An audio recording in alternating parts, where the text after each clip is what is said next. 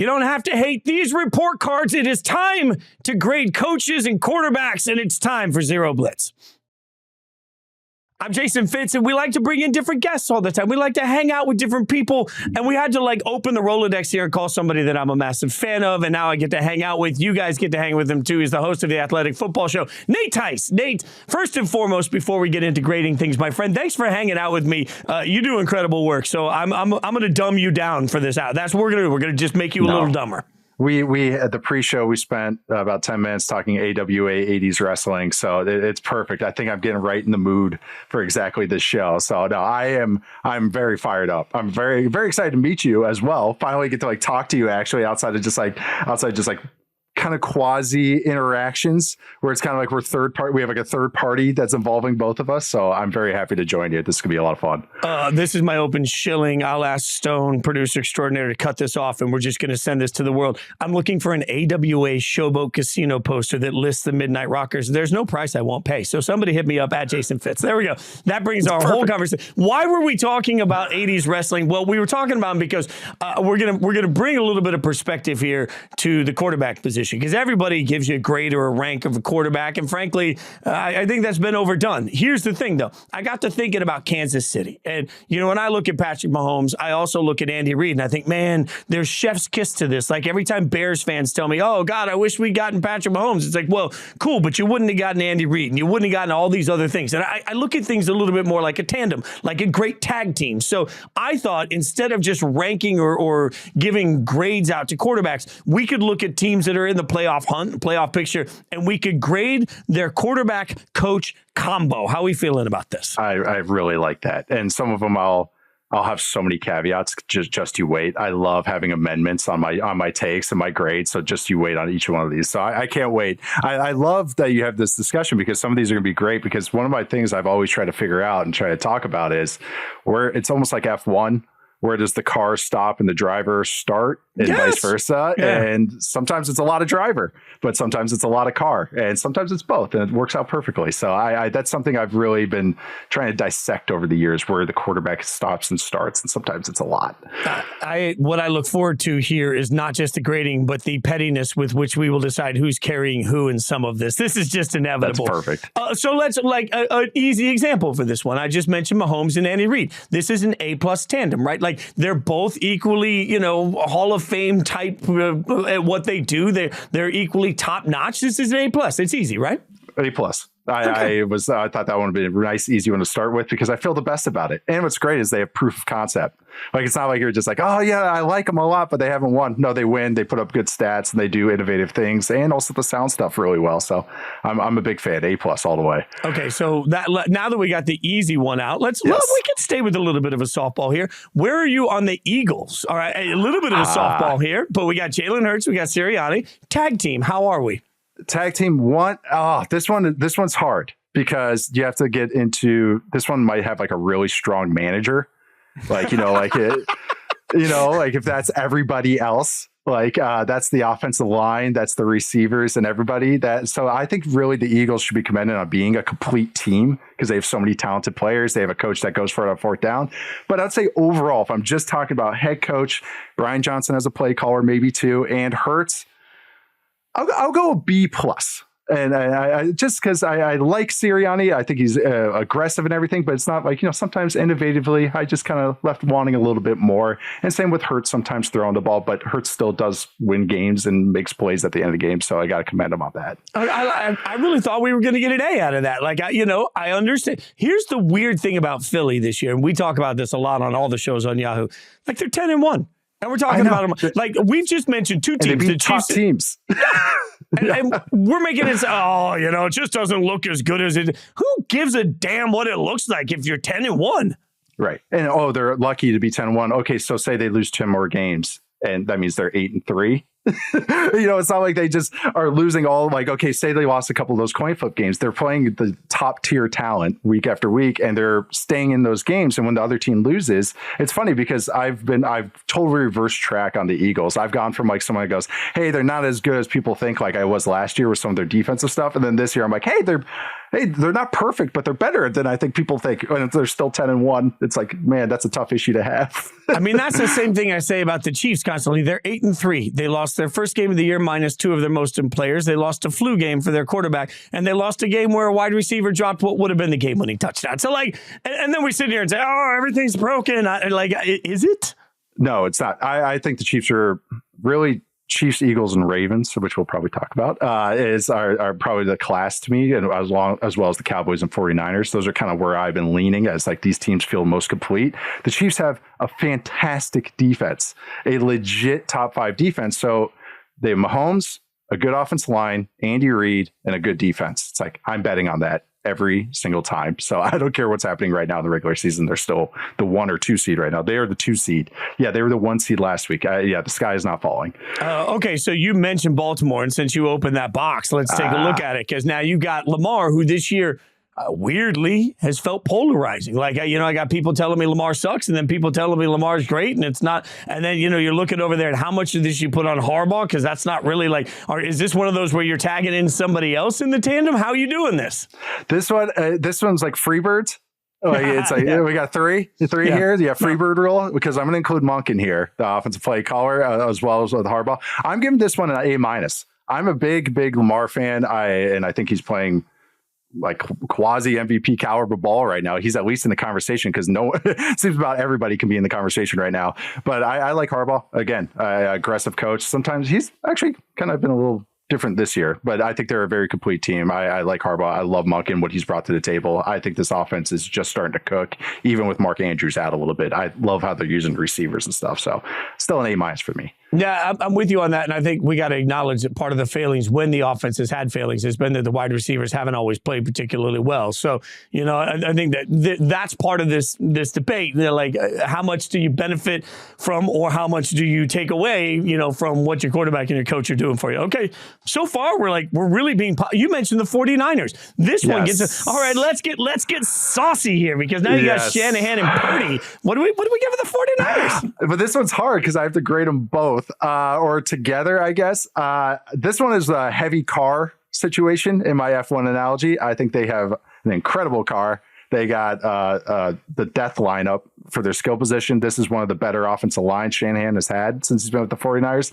Their defense is fantastic. It's got all pros everywhere, or even Pro Bowl caliber guys. They lost Hufanga, and the next guy up, still good. It's like, okay, that must be fun again when teams are like this. Having said all that, I do think Purdy does drive the car very well. And so I don't know how to grade this one, because I will give Shanahan an A+. I think he's one of the best play callers, and will be as long as he is still, alive and in the league. And so that's an A+. Purdy, though, if you asked me this at the beginning of the year, I'd be like, oh, he's a C+. He's a B-, but I'm going to bump him up a little bit.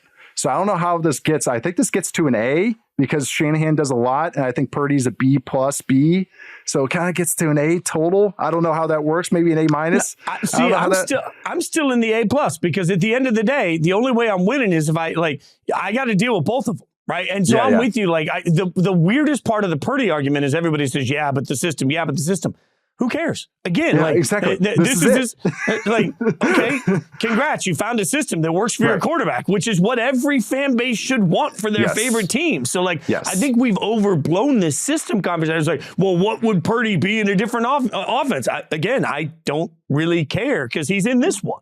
It's 2 different discussions that people are merging, or 2 different arguments. It's not who you're starting a team with. Who am I picking? Oh, if I can pick every quarterback in the league, 1-1 and 1-2, who would I take? Yeah, you're taking Mahomes and the Josh Allens of the world. You're taking those guys. I get that. But right now, how he's playing in this offense, you have to commend it. So it's 2 different discussions. And I think some people merge them, and it becomes just a whole mess of a thing that I stay out of. I survived the Jimmy G wars. I came out of it unscathed. I am good. So I am not getting back into this, but I do think Purdy plays very well. But I agree with you. I would probably end up with an A on him, because I just think, it's watch them. Like, this team is fantastic. I think Football Outsiders just tweeted today that through week 13, this is the best 49ers team in terms of DVOA. So think of all those 49ers teams in the 80s and 90s. So that's saying something with where they're at right now. This team is cooking. Like, what do we do with the 3-game losing streak? Like, was that just an aberration where, you know, you kind of went through a spot, you needed some space, you weren't sure if she was the right one, and all of a sudden you just needed a little break, and then you came back together, everybody's happy again? I think Purdy has a little bit of chaos merchant to him. That's what he was at Iowa State. And I think the coin flipped bad. Just 3 games in a row at the worst possible times, at a time when their defense was reconfiguring. You could kind of run on them at that time. After the bye week, they kind of changed some of their stuff. So the defense was kind of, you know, had some holes in the armor, but now it's like, okay, no, they fortified. They traded for Chase Young, got a Randy Gregory. They changed some stuff. They kicked the guy inside to the slot, Lenore. But I think those were just, he got punished at the worst times in game scripts where the other teams were close. So they actually got punished for those. But when you watch these last 2 weeks, how they're playing, it's like you have to keep it into a 1-score game. You have to have a good offense, and you have to punish Purdy when he does make those mistakes. It's like, okay, so only a couple teams can do that. So I think they're great. Yeah. Okay, so we'll give you another softball because we're warming up here. We're getting all the juices flowing. I like that. Where are we on the Dolphins? You know, we got Mike McDaniel and Tua. I have become, again, another guy I've softened on is Tua, because I think he does operate the offense very, very well. And it's like in his quickness and everything. I will say they are kind of having some blemishes, but I love McDaniel. I think what he changes as they kind of get hit in the face a little bit is really cool. Like, he's got good bones to him. It's not just all the flash. So I'm up there with these guys because I just like McDaniel so much. And again, I think Tua is a good driver. So I'm like in the AA- range for these two. Yeah, and I'm with you on that. This is an oversimplification, but you know, when I sit in a sports bar watching games with my buddies, and I got a close friend that's a huge Dolphins fan, when you just watch the amount of things that are happening pre-snap to get guys open, I look at that and I'm like, my God, that's just what, like, for every single fan base that hires an offensive mind as a head coach, that's what you're begging for. You're begging for, like, ooh, I've never seen anything like, look at that play. That's crazy. And that happens week in and week out. Like, even watching a lot of Dolphins, I don't feel like I get a redundant Dolphins offense. Like, every week it just feels like there's a twist and there's a change. And like, I get the whole concept of we do what we do and we're going to make you stop it. Like, there's some beauty in that also. But man, I don't know. Like, for me, they're an A just because I look at what Mike McDaniel schemes up, and it's just, again, Tyreek Hill is somebody that for years it's like, oh, well, he's so fast, he just gets open. I think he's had a couple of coaches that have been really good at looking at him and saying, right, how can I get that guy open? It's not that simple. No, it's not. I mean, I always come back to when Randy Moss got traded to the Raiders. And it was like, yeah, if it was so easy, like he should have been cooking him when he was with the Raiders back then too. And then he goes to the Patriots. It all worked out. Sorry, I had to throw that in there. Yeah, thanks so much. Just a little dot there. Didn't think we were going to start drinking in the middle of the show, but go ahead. No, that's fine. Go ahead. Bring up memories from 18 years ago. No, but no, I think that's absolutely correct. I even last year, they got kind of hit in the face a little bit from the Chargers. The Chargers, of all people, kind of like funkied them up. And they, on the fly, what McDaniel did and kind of changed the offense. You got to remember, this guy was the run game coordinator with the 49ers with Shanahan. Like, he knows that kind of structure. And it's really fun when sometimes, okay, some of their stuff gets kind of caught on in the middle of the game, what they like switch to, what they pivot to. All of a sudden they'll go in like I formation run. And then the next play, they're in the same personnel and they're all spread out. And it's not like, I kind of compared it to, it's like an American cheeseburger. Like, yeah, American cheese on a burger. Great. He just puts peanut butter on it. And then you're just like, oh, nice. It's two good things. And he just, okay, mixes them up a little bit. And it's like, oh, that's even better. I don't know. At least to me. I've never had peanut butter on a burger. Really? Better than it sounds. Okay. I know. Better than it sounds. I know. I had to be twisted. I had to live in Pittsburgh for that to happen. Okay. I missed that. I've been to Pittsburgh a bunch. I missed peanut butter. I'll try it because of you. It's good. I will try it. All right, let's get a little trick here. This one's a little tougher. All right, because I don't know. This is where we're going to bring a third member in again, I think. If I say to you the Lions, ooh, Dan Campbell and Goff, but we all know that they're sitting there with Ben Johnson, who everybody's freaking out about a head coaching candidate. So I'll give you the Holy Triumvirate, the Father, the Son, and the Holy Spirit, all three of them together. What letter grade are we giving? But Campbell gets a huge bump too, because he's like a great game managing coach, like as far as timeouts and fourth downs and when to run fakes and just all the stuff. So like Campbell and Johnson are like the A pluses of this group. But and Goff is a guy I've been a Goff sympathizer throughout my career because I think as a guy that when I was playing quarterback, I couldn't really move that well either. And it's just like, he's kind of like, oh, that's kind of what I would be if I made it. Like if I actually worked at it as much as Jared Goff did, but I think he was doing very well. He's had some turnovers recently. He's kind of going through that Purdy stretch where some of those throws are getting punished. I always love Goff because he's more aggressive than people think. Like he'll push that ball. But to me, he's always going to be that B+. So again, this is kind of that. I'm going to actually give it an A because I love Campbell and Johnson that much. Wow. Okay. Yeah. So that's interesting because, we talked earlier about the system and all these things with Purdy. Isn't Goff a perfect example of that? Like when you do the things the right way for the quarterback to play to his strengths, very good. And so like, it's funny that I find myself crediting Goff for that in the same way, like where the same way many people are trashing Purdy. And I'm like, no. Like Goff does his thing. Like he does this one thing really well. Like, that's like, I'm just keep doing that one thing. I'm with you. I think the turnover bug will also work itself out. So I like that. We've given really good grades. Okay. I know. I actually thought I was going to be a little tougher, but you kind of give me a lot of guys I kind of have respect for, so it's pretty easy. The Cowboys are an interesting one. That's where I was about to go. Like the Cowboys are the next one because look, we got to talk about the Cowboys because people click on it when we do. So let's bring into the Cowboys into this conversation. I am, if anyone's listened to my show or followed me on Twitter the last 3 or 4 years, I love Dak. He's an A+ for me always. So I think he's playing the best ball of his career. If you asked me before this season with Mike McCarthy, and I would have been like, I don't know. I like him better than most people. B-. What they're doing right now post bye week is like he's an A. And that's what's just crazy to me. Like I thought he would be the ones dragging it down, but since their bye week and how they're using CeeDee Lamb a lot, basically, and how they're introducing other guys in the offense and how Dak is playing, it's like I think this is an easy A for me. And I know it. But I thought McCarthy, I'm credit to him. Like it just wins games, and how he's doing as a play caller, it's like bravo, Mike McCarthy. I think there's an element here, the boy who cried wolf. We talk so much about everything that the Cowboys do that when it's actually time to talk about the Cowboys, people roll their eyes. I would argue that this year's Cowboys team is actually worth talking about on both sides of the ball. And, frankly, they're sitting at 8-3. It's been an impressive 8-3. If you ask me right now to make the short list of teams that I think have a shot at the Super Bowl, the Cowboys are absolutely on that. And I'm with you. I think Dak is playing at an MVP level. I think McCarthy is coaching really well. So, like, all of the, and everybody's, but I'll wait and see it in the playoffs. Okay, well, we don't say that about Trevor Lawrence. Like, it's funny to me that we don't say that about Justin Herbert. Like, we're like, oh, no. Like, I don't really give a damn about waiting to see it in the playoffs. Like right now, today, in this moment, the Cowboys are playing like a Super Bowl caliber team, and that should be today good enough. Absolutely. I think they're one of the class teams right now, the elite teams in the NFL, both sides of the ball. I think their defense is awesome. I even think their special teams does good stuff. Like they are just a complete team. They're aggressive.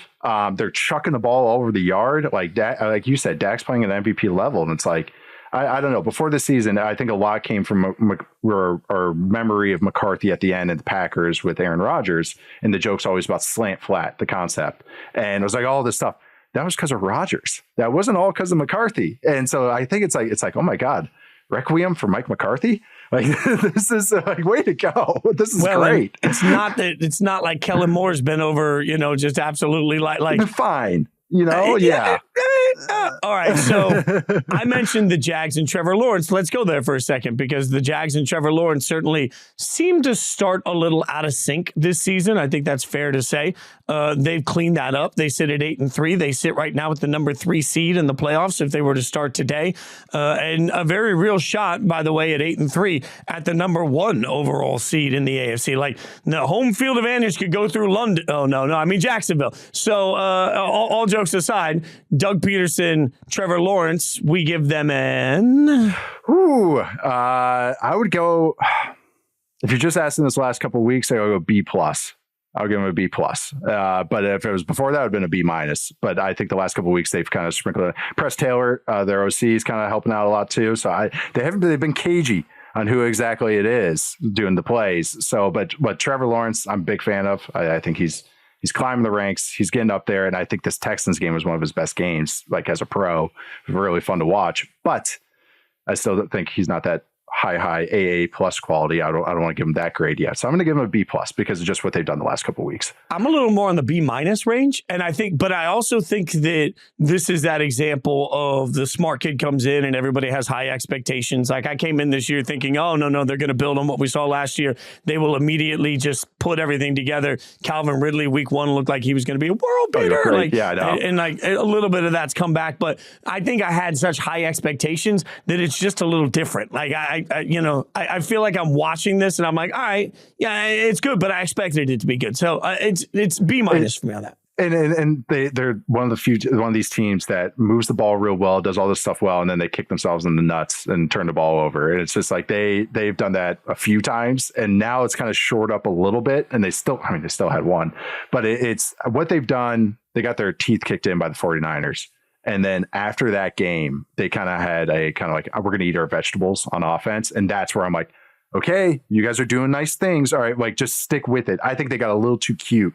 You mentioned the Calvin Ridley stuff. I think even some of that stuff, they're understanding their personnel a little bit better. So I'm like, it's an ascending grade. It's like they went to summer school a little bit in the middle of fall. I'm a big believer this year, too. I keep saying this on our shows of using the Olympic method. Like when you watch the Olympic judges and they're like, we're going to take out the highest and lowest score. I think you got to take out the best and worst game for most of these teams because most teams have a what in the hell happened to that game sort of. You take the best and worst out, you might actually find an average. And the average for the Jags is good, but it's not at the same level of the Cowboys Lions. I think it's fair. Okay, so let's get to playoff teams that suck. And I'm talking about you first, the Steelers, because I don't believe in Kenny Pickett at all. Man. And they made an offensive coordinator change. Huzzah. But I've given this a D. Like the Steelers head coach quarterback combo gets a flat D from me. Yeah, Pickett's an F for me. It's the worst thing that happened to Kenny Pickett was Matt Canada getting fired because now it's like all the spotlight's on him, and it's like it kind of shows all the warts and the glaring stuff that's happening that he should get checked out. I love Tomlin. I always respect Mike Tomlin more than anyone, but I'm with you that I was even going to say like a D minus. I wasn't going to give him the full F, but it was just, you talked me into it. We're giving him an F. Let's go. Okay, we're giving him an F. Yes, come on, D minus. Well, we got to do the bell curve too. We got to bring it back down. Like we've given a lot of A's and high grades right now. Okay, we got to bring this thing back down. And by the way, you just mentioned Love and Tomlin. Like it speaks to the greatness of Mike Tomlin that with a quarterback offensive coordinator combo that's a F, we're going to give you a 7-4 record. Like, I mean, that's like the funny thing is if we just make this quarterback and coach combo, it's an F for the quarterback and A for the coach. It sort of averages out at like a C in that situation. That's what I'm hoping. Yeah, maybe. Yeah. The defense does play well. So it's like, Steelers are the Steelers. It's like, I feel like they do what they do. It's like, even on our show, I always try to explain them. And I'm just like, I don't know, guys. They just win. They'll beat up some really good team, and then they lose some crap team. They'll have 70 total yards, and they'll win by 10 points. It's like, I don't know. It's like Pittsburgh is its own thing. They're the peanut butter burger, remember? That's what they are. So F also stands for Falcons because I got a million issues here. You can go first on the Falcons, but if it's like you're gonna have to talk me out of the F category here. Like I'm looking squarely at Desmond Ridder, and I'm like, not you, Fat Jesus. What do you got for me? No, I see. Again, this is a team I'm a sympathizer for. I do like Ridder. I like Ridder more than most people, but he moves the ball better than I think people realize. He just has the terrible turnovers. So I'm willing to bet that the down to down stuff is real, but it's like, just stop turning the ball over. It'll make it a lot easier argument. I think he's fine. He's fine. I'm not saying he's an all pro or a pro bowler. He's fine. He's a fine starter. That's a C. And then I like Arthur Smith way more than all the other people. We can finally have a disagreement here. Way more than other people. Yes, he needs to kind of tamper down on some of his press conferences. And, not talk so much. Kind of maybe keep it narrow. Just talk football and we'll be good. But I do think it's innovative. I'm very excited to see it in the run game. Pass game's a little basic, but in the run game. So this is purely X's and O's. My football meathead. I give him a B plus. I give the Falcons a C plus overall. I know. This is me. This is anyone that's listening to the Athletic Football Show goes, why do you keep doing this? But I do for this 5 and 6 team. I don't know. Let me challenge your thought process a little bit by doing this. If, let's say tomorrow, I never want to root for anyone to lose their job, but let's say tomorrow Desmond Ridder was just cut. How many teams would be flocking to sign Desmond Ridder right now? Like, as a viable, we don't need to draft a quarterback. I'm not talking about, replacing Bajan. I'm talking about like viable, hey man, don't worry about the draft. Desmond Ridder's out there. I don't think there's many. And I'll compound that. If, God forbid, because I never want to root for somebody to get fired, Arthur Smith was fired tomorrow, how many teams would be looking at him and saying Arthur Smith should absolutely be our head coach next year? But conversely, if that job came open, if the Falcons' job came open without Desmond Ridder as their quarterback, knowing that they'd have to go find somebody, how popular would that job be given the weapons and the talent that they actually have in the room? That speaks to me to the fact that, because I believe that the Falcons' job would be desirable. I think Arthur Smith would end up a coordinator somewhere, and I think Desmond Ridder would end up a backup quarterback somewhere. So I think it's the coach quarterback failing the organization. Oh, no, I don't. I think this is really year one for this team because they were in cap hell. Like this team is so early in their stages. I think people haven't realized that. They're just like, oh, they got rid of Matt Ryan. They had Marcus Mariota. Marcus Mariota was garbage last year. And I think they also were reshuffled so much. The whole defense got gutted. They bought it all. They finally got out of cap hell. They're finally like reconfiguring. So this is more like year 1.5 for them right now. So I think they do have to have a winning record. Otherwise, I'll be really tempered on this because they face such an easy schedule. But I think now some of the stuff I see, I'm not as like out on them as a lot of other people. I'm still a fan of some of the stuff they do.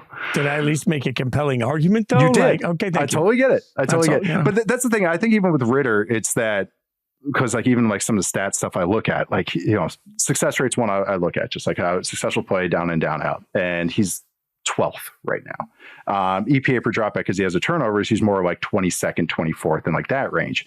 But he's better than guys like Pickett that get all these chances. He's better than guys than Zach Wilson, who's gotten 45 chances. He's getting all these guys that are true failures. They get all these chances. And then him, who's had better stats than Deshaun Watson, who's getting paid $60 million a year. Like he's a 3rd round pick playing less than a full season of games. It's like, I don't know why he's getting tossed out when even just eye test and statistically, he's better than all those guys who get chance after chance. So that's why I'm always like, kind of like, why does this guy in particular get really kind of blasted? That's fair. Yeah. I still give him an F. All right. So, but here's the amazing thing. We've now gone through the top 5 seeds in the AFC and the NFC. And to this point, we've given out, 1 F that we agreed on and 1 meh with the Falcons. So we've gone through 10 teams. 8 of them had good combos. And we are still talking about playoff teams. That's why I think this is important. Because when I get to the Browns, and I'll just say whoever the hell, like, I'll give you the chance to grade this twice. Whoever the hell's quarterback with Kevin Stefanski and Deshaun Watson with Kevin Stefanski whenever he comes back healthy next year. Oh my God. Well, I think Watson's an F right now. Again, I think I tried like just on field stuff, just like trying to like truly grade him how he is. Last year, he was terrible. And I was like, hey, okay, he's been out for a while, justifiably. And then he comes back this year and he's still bad with a good offensive line, with decent weapons. And I get Nick Chubb got hurt, but he was an F. He was bad. Like I said, his stats are worse than Ridder.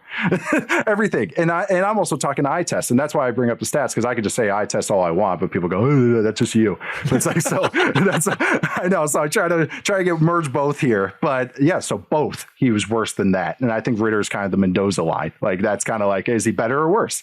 And so, yeah, so he's an F. I think it's kind of funny having these new quarterbacks in, whether it's DTR or PJ Walker, who are D minuses. It's whether they are in. That has actually made me like Stefanski and Callahan, their offensive line coach, more because I see what they're trying to do, and that's everything to try and move the ball. And I'm like, it's kind of fun. It's terrible, but it's kind of fun trying to see them gum and toothpicks try to get points and yards. So I don't know what I could grade that as, maybe a B+. But yeah, so overall, though, it's like a D because just what the quarterback situation is. Yeah, I can agree with you on that. I think a D. And also what's unfortunate about the reason I had you do Deshaun also is because, let's be real, I don't think there's a big difference between any of the quarterbacks at this point to what it means to the letter grade. And as we've covered ad nauseum across all of media, they are locked into that contract. So no matter, and I think it's important to note that we agree that Stefanski's doing a pretty good job there. So this isn't a matter of like, hey, let's get another guy in that's going to help. No, guess what, Browns fans, you're just screwed. Like, there's just no nice way to say it. Like, that's it. Like, you're done. All right. So, looking on the NFC side of it, same seed. The Seahawks, Pete Carroll, obviously well regarded, but then Geno, last year great, this year maybe not as great. So how do we grade the Seahawks? God, see, Geno's gone. If you were just asking me the first month, I would be like, oh man, like maybe an A-. Like, you know, and I really like Geno. I think he's a big game hunter. I really like those types of quarterbacks, the Staffords of the world, the Geno Smiths, the guys that push the ball over and over. It gets punished, though, and you can see when you don't have a fantastic team around you what that can look like when it's like, oh, negative, negative, negative. So I'll end up with a B- grade on Geno because that first month, maybe first 6 weeks is kind of living in my head. I know what his highs could be, but I think it has been some negative plays. I also think the receivers have been very inconsistent, which has been not on the spotlight yet, which has been really something that should be in the spotlight. So overall, B. We'll give him a B. Overall, B. When you factor in Carroll, we're giving him a B. I could buy that. I could buy that. And I think it speaks to the fact that, by the way, Geno's good. It's fine. But the reason that the Seahawks did the contract they did is they wanted the opportunity to go ahead and feel it out for another year and then address it in a deeper quarterback class. It was a win-win. Like this. I don't think that they're set. You know, I think that they're going to continue to look at the quarterback market. I think so too. So the Colts, a little hard here. I know. Because we didn't see enough. Right. So, but I think this is important because, like, let's give them an incomplete as a tag team. Hard to do. I know. I'm trying to think what would be a good comparison. Like, who's someone that dropped out too early? And you're like, oh, I wish that kind of came together. I don't know. Like, I'm trying to think of like where you barely did one match. Like, you made it barely out there, and you're like, one match. I mean, that's it. That's not it. But real quick, your thoughts on Gardner. Like, do you think Gardner has proven that he's a capable starter in the NFL next year for somebody? I know what he can be a Dobbs, you know, like a team that was like truly like a Cardinals team that was like, hey, we got Kyler's hurt. We need somebody just to hold the fort. Like kind of what he's doing now with the Colts. I think he's that line. Him, Jacoby Brissett, you know, Teddy Bridgewater when he was truly healthy. Those guys that are, how you talk about Ritter, is that I think these guys are these that are spot starters that can hold the fort for half a season plus. So I think that's kind of what I pigeonhole him as. But I do think that's a valuable thing to have, especially when you have a quarterback that might get hurt and that can hold the fort. But I do think what Steichen is doing is awesome. I'm a huge fan of what he does, and they just run RPOs over and over and over. So like he to me is an A already. Like I am in already on what the Colts are doing, and I love what Richardson looked like in those first couple of weeks. I was a fan of him coming into the draft, anyways. So like it's like an A incomplete. I don't know how else to put it. Like I don't know, but I am 2 thumbs up. If we're going not grades, just go 2 thumbs up. We'll just go with that for what the Colts are doing. I'll put the Vikings in incomplete also because I think it's pretty hard to judge Kevin O'Connell in any way with Josh Dobbs, and we don't know what the future looks like for Kirk Cousins.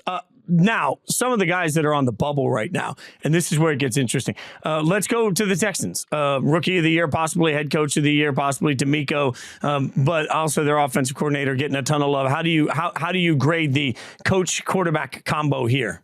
So Stroud's my QB1, so I'm loving what's happening right now from this last draft. Thank you so much. Yes. But Stroud is an A+. He's awesome. It's legit what he's doing. It's not just that, but I think Slowick should get his flowers as well. Slowick is the guy that's like, his baseline I knew would be high, just kind of his background and everything. So I was like, okay, this guy at least is going to be a B-, but it's just every week he's like a B- to B to B+ to A- to A. I like D'Amico Ryans. I like his thought process. The defense isn't there yet, but overall, shockingly, this is a high grade for me. Like I originally had this as a ranking as opposed to grades. You know, if we did it, they were borderline top 5 for me. Like, so I'm going an A.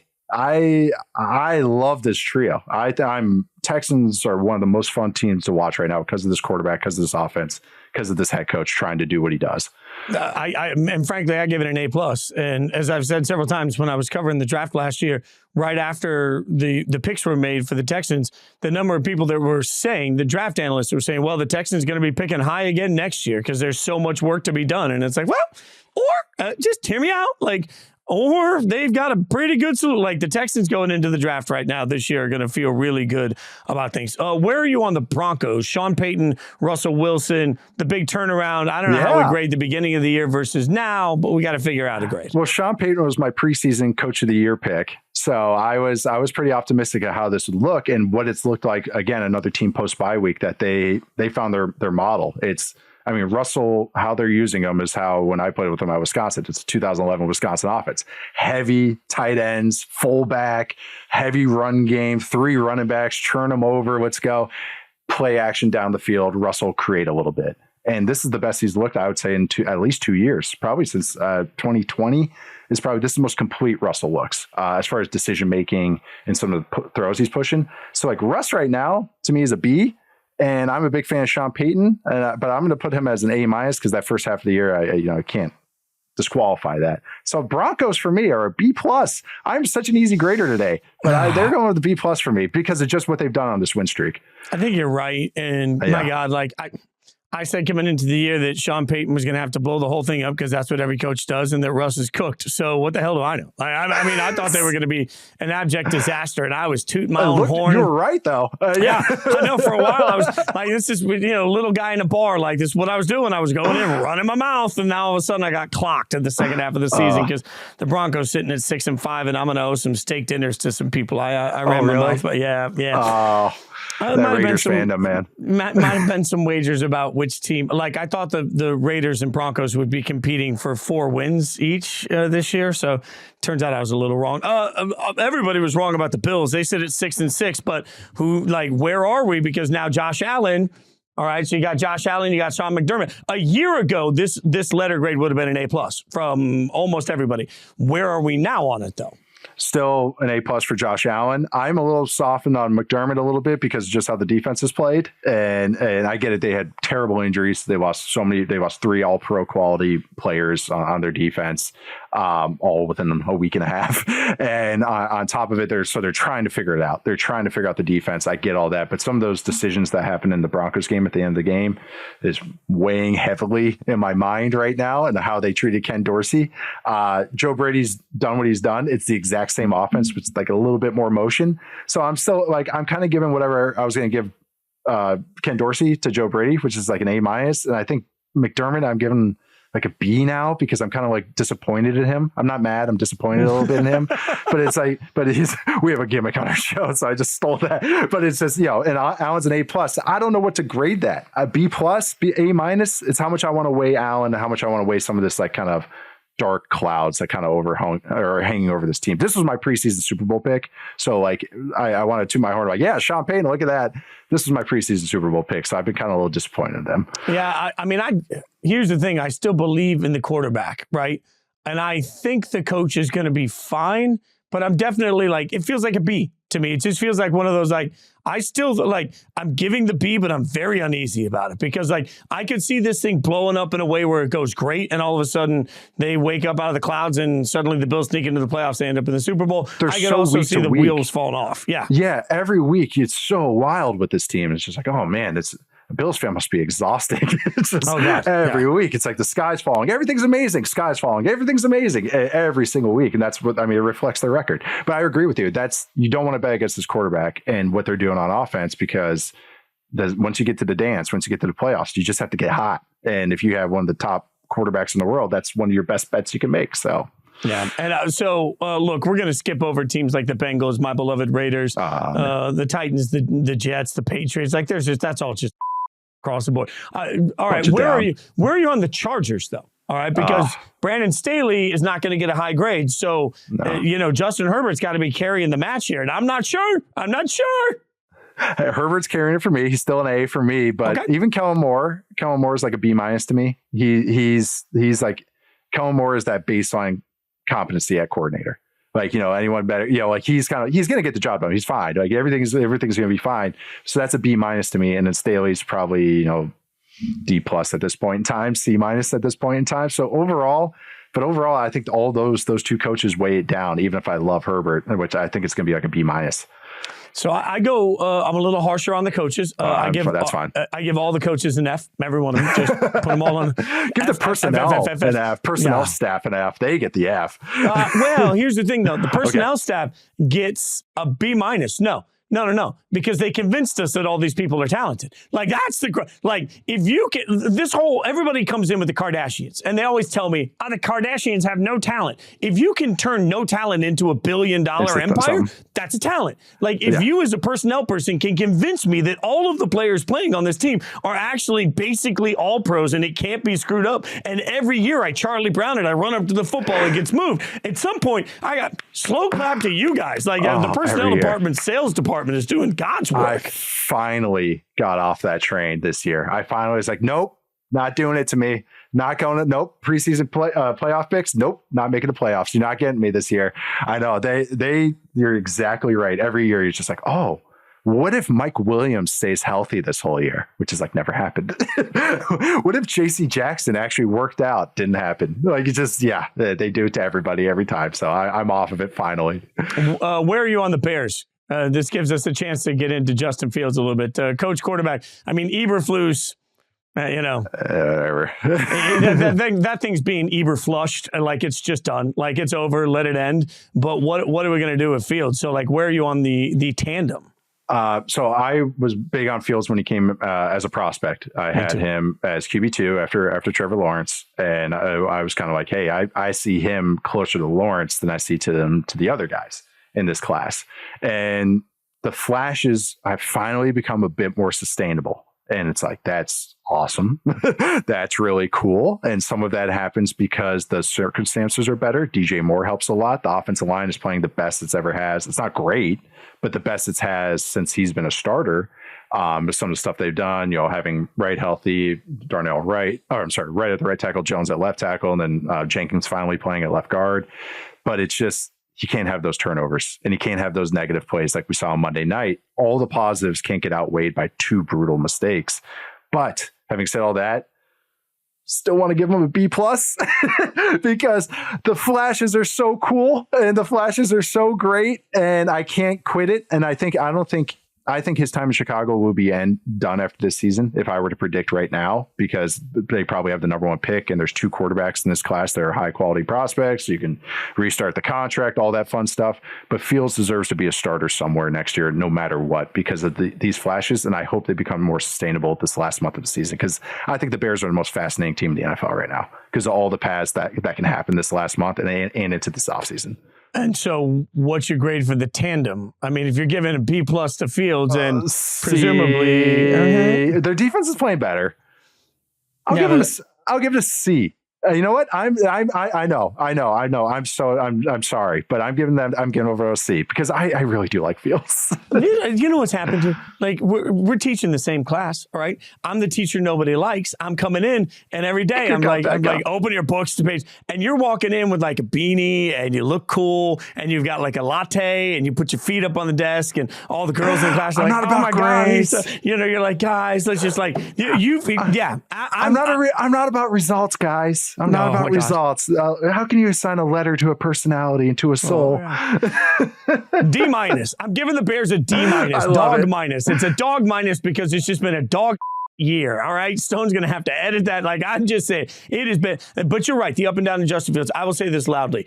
I think the conversation happening for many teams is going to be, is Justin Fields better than the fourth best quarterback in this year's draft? And the answer to that is going to be yes for a lot of teams. So, like, if you start talking about, whether, and we'll see if he ends up coming out, but like, if you're talking about Fields versus Shedeur Sanders or Fields versus even Bo Nix, who I've loved this year, but there's going to be some real homework done on why he's accelerated this year. Like, if you're talking about Fields versus Michael Penix Jr. for some people, like those are the conversations that are going to happen. And I feel like day 2 of the draft, we're going to see Fields packaged and he's going to go somewhere. And hopefully it's a fresh start for him somewhere because it's certainly the league needs quarterbacks. He can play. I would like to see him get him a shot. Let's do another interesting one here. And I'm not going to give you the head coach. I'm going to pick the coach. All right. Eric Bieniemy and Sam Howell, the Washington Commanders.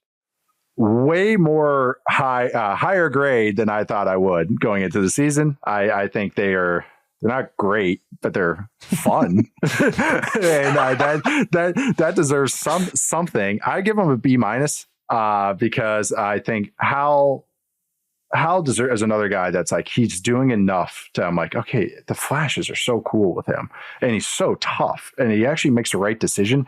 The sack stuff has to cut down because it's like, you can't live that way as a team. That's just too many yards. That's why he gets so many yards. He gets sacked for 12 yards and he picks it back up on the next play. And so now, hey, I just create 30 yards of passing for myself. I'm going to give them overall a B minus because I think Bieniemy, what they do is, again, as a scheme guy, it's some of the Chiefs stuff, but also some nice twists that show me that he's like, hey, I'm not going to be an idiot. No, I don't have Kelsey and Mahomes, but I have this, which is a couple cool receivers. So I give him B minus. I think actually Bieniemy would probably have the higher grade too. So I don't disagree with a lot of that. I think the learning curve for Howell was bigger than most people understood. And back when I was prepping for the draft the year he got drafted, somebody that knows that offense and that program well said that the coaching that they were given was fine green grass. So the concept wasn't, and for anyone that doesn't understand that, you're basically, you and the receiver got to read it the right way and you got to throw to a spot in the grass. It's much different than an NFL playbook. And that was explained to me really intricately and well as hey, understand that when Sam Howell comes in, it's going to take him a little bit longer than it might take other quarterbacks because he's learning wildly new concepts and we have no idea how he will digest those. So I think what we've seen from him, there's a real progression of growth. When you talk about the sacks, that's a processing speed issue so often. And that's coming from the fact in my mind that you're still kind of figuring, I know it's been a couple of years, but you're still figuring that stuff out. So the unfortunate thing is in 10, 15 years ago, quarterbacks had time to really develop. I would love to see Sam Howell get another year to really just hone into what he can be as a quarterback and see how he develops. I just don't know if that patience level exists anymore in the modern NFL. Yeah, he deserves more of a path. I agree with that because of what he's shown. It's harder than ever. Quarterbacks are better than ever as far as baseline, but it's harder to play quarterback than ever. Defenses are so freaking good now. And I think we are back to that. Hey, it takes these guys a couple of years. We got spoiled for a few years, right? Andrew Luck, RG3, Russell Wilson, all these guys, Justin Herbert, year one, they're great. Isn't this fun? And then now it's more like, hey, these guys need some time to get there. I mean, even looking at a Jordan Love, he sat out for all those years. And I think it's paid dividends how he's looking right now. How would you grade the Packers? Yeah, I'm a high grader of the Packers because weird, right? I'm, again, cool teacher. Just because, again, I think LaFleur is a good designer. And so I've always been like what he does. But I think Love is actually showing real signs. I'm writing about it this week for Yahoo. But he's showing real signs of not only just being a starter, but a good starter, a guy that you win because of type starter, which is, I think, very exciting. You're in on Jordan Love long term for the okay. And that's same an important combo you had about is he better than quarterback 3? And I think that he is to me, and I think he's better, obviously, in quarterback 4 of this class, but I would say even quarterback 3s of this class. And where the Packers are at, yeah, give him runway. They have a young team, and it's getting better. It's getting a lot better. That's look, I love hearing that. By the way, this was a statement year for LaFleur too, because it's much different to be the head coach of a team that doesn't have an MVP. Right. It's I'm a great youngest coach. Team in the league. Yeah, 100%. Real quick before we get you out of here, you mentioned some of the quarterbacks. There seems to be this shift in Drake May versus Caleb Williams for many teams. I know you obviously studied this at the highest possible level. What do you see in the two quarterbacks? What's your preference? Yeah. May has been my QB1 since May. And I wasn't even trying to make a joke there, but actually, yeah, that works. When I first sat down and studied these guys, draft ends, I give myself my brain a week. And then I'm like, okay, I'm aware of these guys because I'm watching other players that they play at USC and North Carolina respectively, and just being a college football fan. And as soon as I sat down, it's like May is the prototype to me. He's size, athleticism. He's the best scrambler, literally, in college football right now at FBS level. He scrambles at the highest rate of first downs. He creates, which is all the things you do, but having said all that, he operates from the pocket and he pushes the ball. We were just talking about guys like Howell, Geno Smith, even Ritter. These guys, why I like them and why I'll default to that is they go for the doubles and triples and home runs and don't just take the singles.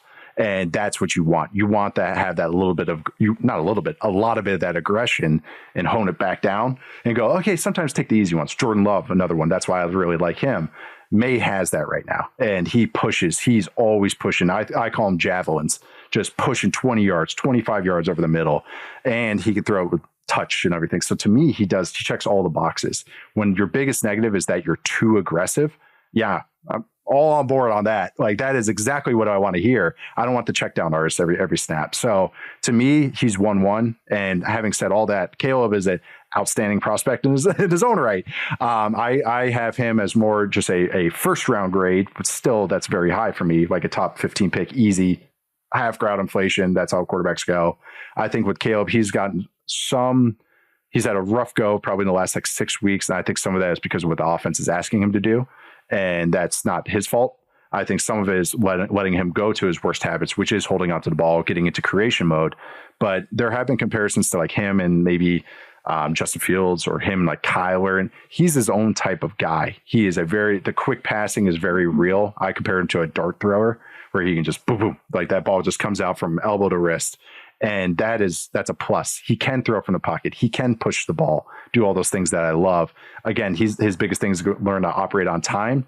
But I think he'll be able to do that because he's just not asked to do that right now. You know what I mean? It's not like it's like where he's asked to do it 50 times and he doesn't do it once. It's more like that was like Zach Wilson's issue.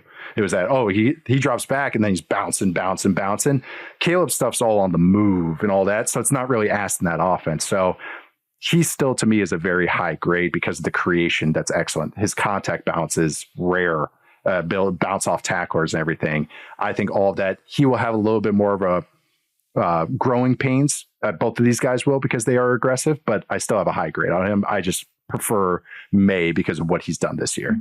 What's interesting to me is that quarterbacks is often, as a position by the NFL, scouted for multiple years at a time. And so what we end up with in this year's draft, to me, is two quarterbacks that everybody's infatuated with. And that's why I keep saying I'm not sure there's going to be any amount of trade value that will actually move teams up. But I will say this, if somebody does end up moving up, if we end up in a situation where the second overall pick belongs to Arizona and they want to stick with Kyler Murray, if that's what's real, I think it's going to take historic trade value to move up because these two guys feel so much more can't miss than we've seen in the last couple of years, and then we project seeing in the next couple of years. So it feels like if you want the first or second pick, you're going to end up giving up historic trade value to get there, if you can even get there with that. Like other quarterbacks have gone 1-2 or high in the draft, and it's all just about grading as prospects, and prospects are bets, and you got to look at it star, starter, bench, bust.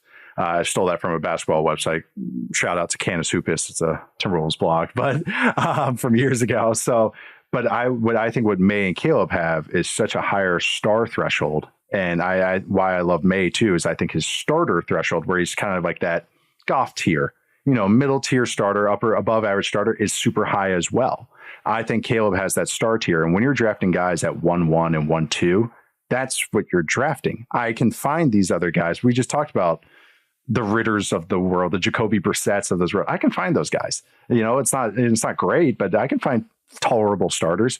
But a true difference maker, that's what these two guys are. I'm trying to think. RG3 and Luck was maybe the last one, where it was 1-2. Mariota and Winston were good prospects, but they weren't to this level as these guys right now. That's what's really cool. The drop off to 3 is interesting, though.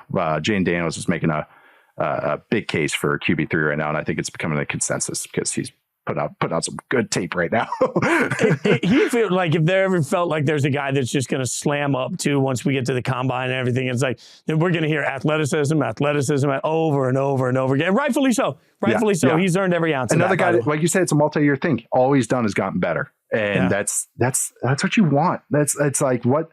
It's against kind of sports ethos, I think, to go like, well, it doesn't matter because he was bad at first. It's like, no, they've gotten better. That's what you're grading. Yes, it's like, yes, he's a fifth-year senior, but it's like, but he's dominating. That's what you want to see. You don't want to see like a pretty good, that's good. 30 touchdowns. Yeah, that's good. No, you want to see a guy that's like, no, I'm the freaking Heisman winner or I'm up there for the Heisman. That's what you want to see. Well, you are our Drake May, Caleb Williams, and Jim Daniels all wrapped up into one. As always, I appreciate hanging. I'm glad we finally got to hang out. Check him out on The Athletic with the Football Show, Nate Tice. Nate, thanks for hanging out with me, brother. I appreciate you. Yeah. Thank you for having me. This was great. Thank you. This was so much fun. You know what time it is. It's time to hang out with the great Michael Lombardi. And I'm excited this week because I love your insight. Your insight particularly, let's start with the biggest story everybody's talking about. David Tepper, let's go Frank Reich this week. We've heard a lot about this, talked a lot about it on Inside Coverage and what it means for the Panthers. But when you look at Tepper and what it means to you, what statement does it make? Well, I think people asked Tepper the wrong question at his press conference. The question shouldn't be, why did you fire Frank? The question should be, why did you hire Frank? Because Frank deserved to get fired. The team was a disaster. It wasn't getting better. The disaster started in August. You could see it in the first preseason game. It was bad, and it never got better. For a team that was getting better at the end of the year last year with Steve Wilkes, this team got worse the very first day Frank took over. Firing Frank, don't get mad at him for that. What you want to get mad at him for is, David, where are we going with this franchise? What is your vision? If you're going to continue to run this based on your ability to pick a person to call plays, because that's what he did with Frank, or your ability to hire an offensive coach, he wants Ben Johnson, then you've got no chance to sustain success over a long haul. Do you want to hire somebody who's going to build an infrastructure, who's going to build something, and quote you, that can last for 40 years? There's no coach he's going to hire that's going to last 40 years. But the systems they put in place will last 40 years. And Tepper being as successful as it is, he should go back and kind of spend some time with Charlie Munger, God rest his soul, who passed away this week, and study what Munger did. Like, study the past teams that have been in a situation, San Francisco, Pittsburgh, and look what they did to get out of this mess. And they did it by building infrastructures in place, throwing away their cell phones, not listening to the media. Nobody wants to help you, David. Nobody's there to help you. And do what you want this vision of this team to be based on what you think. Is there some level, I'll ask you the same question I asked the insiders, because your insight, is there a level of this where you just got to get lucky? Because like a year ago, we thought the Texans was just a job nobody was going to want. Now DeMeco looks like the coach. Like, is there some element of, from an owner standpoint, you just keep throwing darts at the board until you get lucky and hit one? Well, the reason Houston is the only reason DeMeco's surviving and having the success he's having is because of the 2 one-and-dones before him. Because when DeMeco signed that contract, he knew he wasn't getting fired after a year. So he had time to establish his program. He had time to put roots in the ground. He had time to, and even if they would be not as successful as they are right now, he would still have time. That's the root effect of the one and done with David Culley, the one and done with Lovie Smith has benefited DeMeco Ryans. That's going to benefit the next coach at Carolina because David's going to have to operate with some patience. But when he gets the wrong coach in there, it becomes very difficult. Look, everybody's looking for a play caller. Nobody's looking for a leader. David Tepper needs a leader. Most of these teams need a leader. They need a team builder. They need somebody. Your team at the Raiders, Mark Davis says he's going to go out and do an exhaustive search to find the next leader. And everybody talks about, the Raider way, the Raider way. Do you really think they know the Raider way? Do you really think anybody who knows exactly what Al Davis was talking about when he mentioned the Raider way? Size, speed, dominating both offensive and defensive lines, being able to play complementary football, being able to control the game with the grading system and scouting, doing what's best for the team. No, all we hear about is let the players kind of behave the way they want to play. That's not the Raider way. So I think that's really going to come down to, can you find that? That's a hard thing to do. If you were running the Panthers, the Raiders, any of these teams with a head coaching opening right now, what is the thing you'd be looking for when you do interviews to figure out who should be the coach? Somebody who understands complementary football, who's going to be a head coach, who's going to lead us, who's going to demand from the assistants, who understands player development and understands how to get everybody on aligned, not on one page, aligned, because being on the same page and being aligned. David Tepper quoted himself in that press conference saying, everybody agreed that Bryce Young was the guy. Well, they were all on the same page. I've been in too many of those meetings to know that they all said they were on the same page, but none of them were all aligned. There's a big difference there. asking a group of people to agree on the same, like, what's the best pizza is impossible. I can't imagine asking a group of professionals who are risking their livelihood on a quarterback to get them all just like this concept that everybody's locks it. Like, I can't imagine. Brandon Staley's got to be next to go, right? Like, I'm not rooting for somebody to lose their job, but it's a disaster for the Chargers. I was told this week, and I don't know if your insiders heard the same thing, that it was close to happening this week.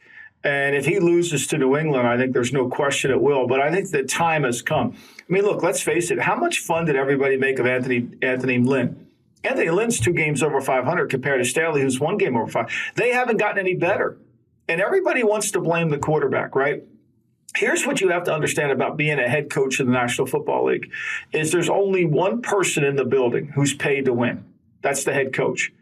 And everybody else has different agendas on how they're going to be successful. And it's the head coach's job to make sure those agendas all point towards winning. Washington, they got great stats. Sam Howell, completions, yards, all that. None of it matters towards winning. The agenda is different than winning. And that's the job of a head coach. And that's what Staley's had a hard time doing. So you mentioned Washington, which makes me think of quarterbacks. And you have an interesting concept that I want to get to here on quarterbacks. And the one thing that maybe we forget that quarterbacks need, I want to set you up for what, in your mind, what's the thing that certain quarterbacks need if they want to be successful? Likability, right? Look, why was Russell not able to get back to a Super Bowl after losing in 14? He became a character. He became something different. Nobody could relate to him on that Seattle team. When I was in New England in 14, we brought people in to talk to Brady about the generational gap between himself and the players that he was playing with. He had to be likable. The players had to identify with them. You need that connectivity. Look, Baker Mayfield's not a very great quarterback, but he connects with his teammates, right? There are times where Russell hasn't. What Sean's done for Russell Wilson is brought back connectivity. The players like him now.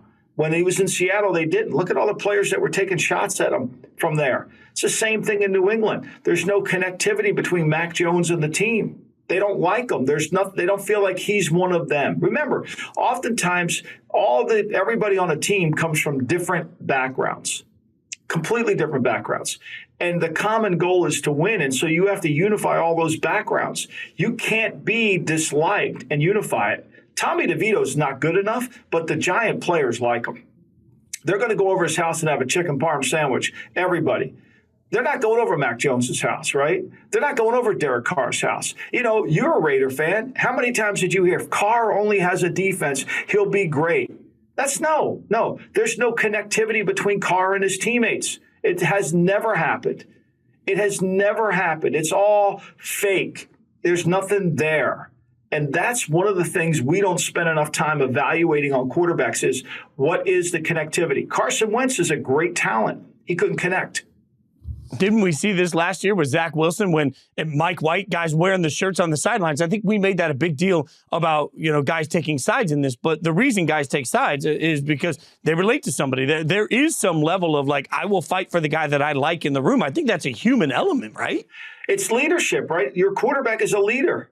He's the leader of the team. If you don't buy the leader, if the leader's not authentic, you're not following him. You're not following him. I mean, nobody was gravitating towards, you're in the music business, when Sinatra was wearing leisure suits. Nobody likes Sinatra. Sinatra's a tuxedo guy. Get a tux on, everybody loves him. Wear that leisure suit, throw him out the door. That's what we're talking about, is connecting to the person. It's funny you mentioned that because I will use a country music analogy. Like when you're first putting out a single in country music, you go around to all the radio stations and you go to dinner with these programming directors that decide if they're going to play your song. And I've said for a long time, you can tell early on which acts are going to be successful because you knew it with Luke, because Luke Bryan was the sort of guy that you just wanted to sit down and have a beer with. And because he can sit down and have the beer with that programming director, the guy may not love the song, but if he likes the guy, he'll play the, like, benefit of the doubt is a curious thing in society, and it's given when you're just easy to hang out with. So we don't think of that as being part of the locker room culture, but certainly in an era where there's more and more dominant personalities, we look at wide receivers and how dominant they are as personalities, corners, like you've got to have somebody in the room that knows how to bring all of these dominant personalities together, still feel heard, still feel seen, feel like they're part of something, but also fall under the leadership umbrella of one person. It's not that easy. Exactly. You hit the nail on the head. That's exactly right. And we don't talk enough about it. We just think everybody likes the quarterback because he's got the varsity jacket. He's gone to the prom and all that stuff. Well, if he doesn't endear himself to his teammates, if he doesn't make them feel like they're important, that he's going to make them better, they've lost. And we see this a lot. We see it with Zach Wilson. We see it with Mac Jones. It's something that everybody will deny, right? I mean, nobody on the Saints will say, well, Carr doesn't connect. But you could see it in the play. You could see it when it's time to make a play. You could see it when it's the most important part of the game. It doesn't happen.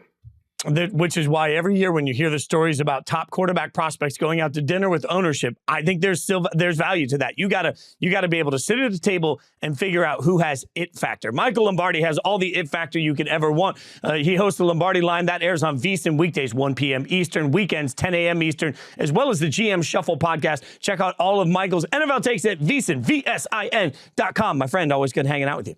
Thank you, Jason. All right, that's it for us. I'm back Sunday night with Frank Schwab for Sunday Night Blitz. We're doing what you guys are doing. We're living in the moment. We're getting all the heat off of our chest as the games happen. Make sure you're checking us out because we react to every single game. No favorites there. We give all the games all the love. You want to check that out. Follow me on Twitter, on all social media, at Jason Fitz. Super easy to find. And make sure you're following Stone, too, doing God's work behind the glass, at SJ Rochelle. That's with 2 L's, Roshell. That's our producer extraordinaire. Be sure you give him a follow. Also, while you're out there, leave us that 5-star review. Rate, subscribe, tell your friends, your family, and enemies. Tell everybody to hang out with us every single week. We'll be back next Thursday with more Zero Blitz. Thanks for hanging out with us, y'all.